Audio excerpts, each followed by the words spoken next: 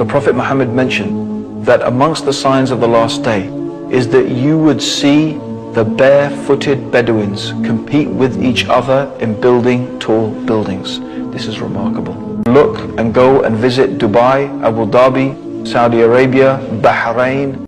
These are places. Now you will find the people who years ago were barefooted Bedouins competing with each other in who can build the tallest building in the world. This is something the Prophet Muhammad was predicting 1,400 years ago. The Prophet Muhammad ﷺ also mentioned that there will be an increase in killing to the extent that the one who's being killed doesn't know why he's being killed.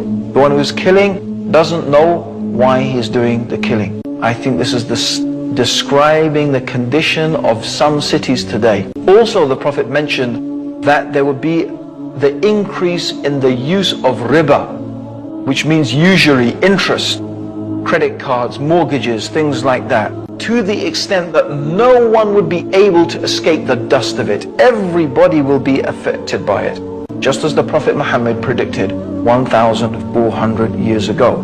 The Prophet also said that there will be an increase in literacy.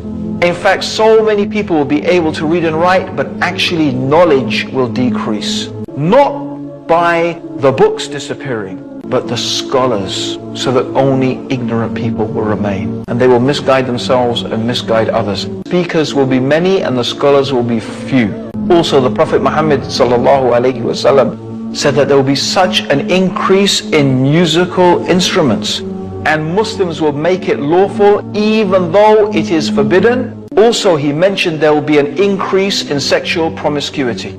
Because of this, diseases would appear that people had never heard of before. Isn't that the case? He mentioned that women will be naked although they are dressed. The dress of some women today. And also the Prophet mentioned the worst and the most ignorant people will become the leaders. And really seems to have taken place exactly as the Prophet Muhammad said.